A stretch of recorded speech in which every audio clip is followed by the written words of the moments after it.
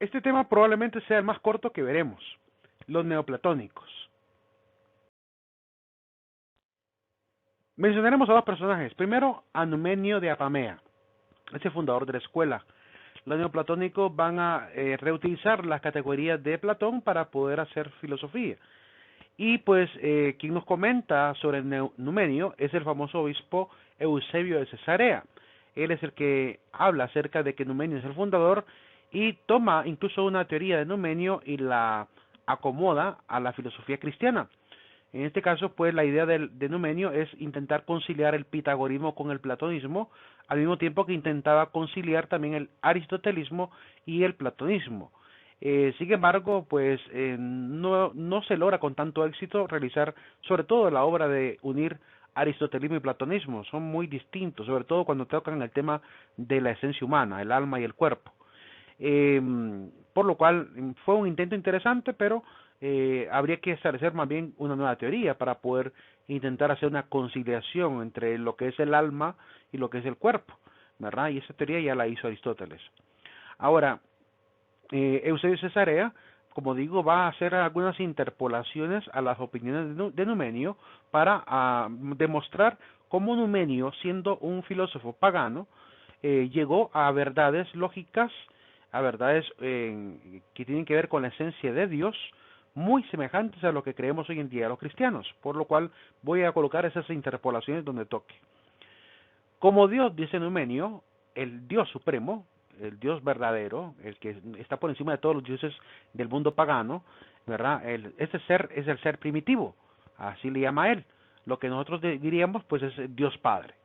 No puede entrar en comunicación directa con el mundo visible ni obrar inmediatamente sobre la materia. Por tanto, dedujo de aquí que el mundo fue producido por la inteligencia, es decir, Cristo, en este caso. Recordemos que los paréntesis son las interpolaciones del obispo cristiano. Esta inteligencia es emanación inmediata del ser primitivo. Es como decir que el Hijo pues fue engendrado por el Padre, ¿verdad? Desciende del Padre.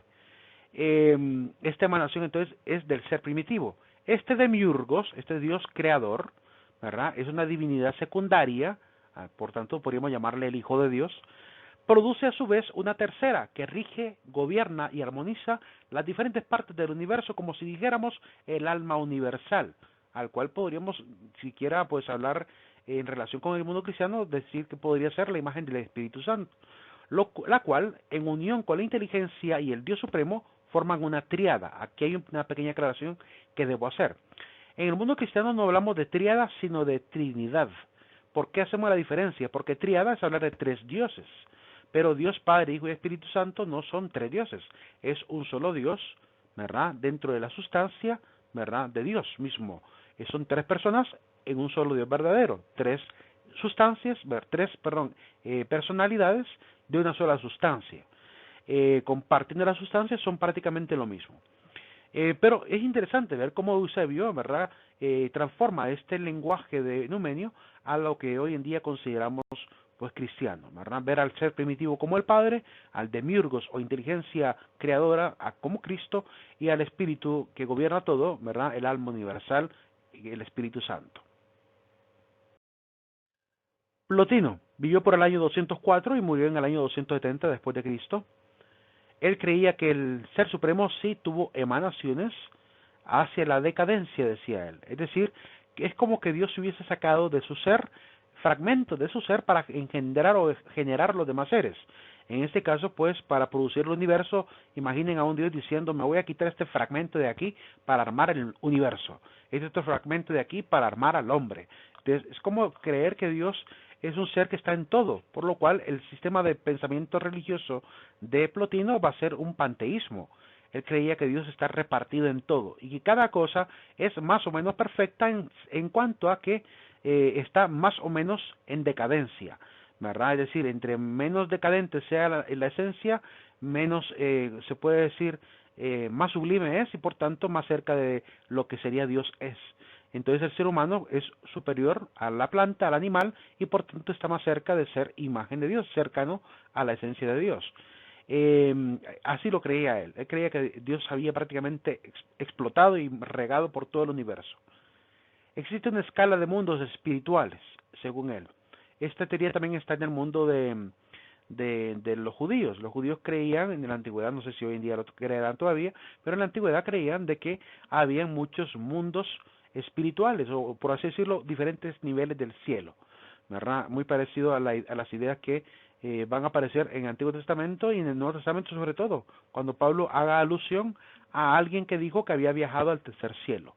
Sin embargo, también hay que reconocer que ese fragmento de la Biblia, donde Pablo habla del tercer cielo, es tratando de ridiculizar o de ironizar a quien se creía prácticamente un superapóstol que afirmaba haber viajado al tercer cielo. Entonces Pablo, hay que leer la carta bien, porque Pablo en ese momento no está admitiendo la existencia de un tercer cielo, sino que está más bien ironizando lo que alguien dijo que había viajado al tercer cielo, ¿verdad? Está diciendo en un aspecto de que él no tiene esa, se puede decir, supuesta dicha de tener esa comunicación con lo espiritual. No, Pablo intenta más bien abajarse, demostrar que él siendo apóstol, ¿verdad? No ha tenido esas experiencias que algunos afirman, esos superapóstoles le llama a él.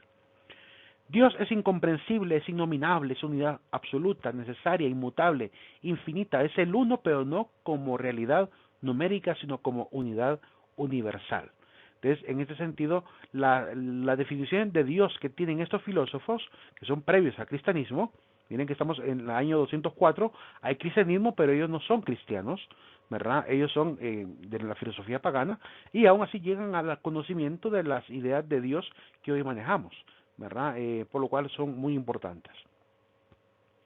Superior a la bondad, libertad, pensamiento y voluntad, ¿verdad? Es decir, la búsqueda de la filosofía es esto, es ayudarnos a superar en la bondad, a ser lo más puros que seamos a nivel de la ética, buscar la mejor libertad, libre de todo tipo de apasionamiento, de todo tipo de obstáculo, tener libertad de pensamiento también para no caer embaucado por las falacias que pueden llegar a originarse con el pensamiento, y también superiores en voluntad, ¿verdad? Dios mismo es superior a todo esto. Dios es superior a la bondad, es superior a la libertad, al pensamiento y la voluntad. El hombre también tiene que aspirar a ser como Dios, a superar cada uno de estos elementos y alcanzar siempre lo que es perfecto en cada uno de estos elementos. Plotino, él hablaba de la caída. ¿Recuerdan a Platón? Cuando él afirmaba que las almas habían caído de un carruaje encarceladas en el cuerpo. Pues la caída, dice Plotino, produjo en el ser humano este olvido divino. Ya no se acuerda de Dios cuando ha nacido. Pero evidentemente tuvimos experiencia divina, dice él, antes, ¿verdad? Antes de venir al cuerpo. La perfección del alma y la felicidad suprema es la unión extática con el uno. Es decir, hasta que no nos unamos a ese ser primitivo, a ese ser primigenio que llamamos Dios, el hombre no va a poder estar tranquilo. La felicidad suprema se encuentra en él.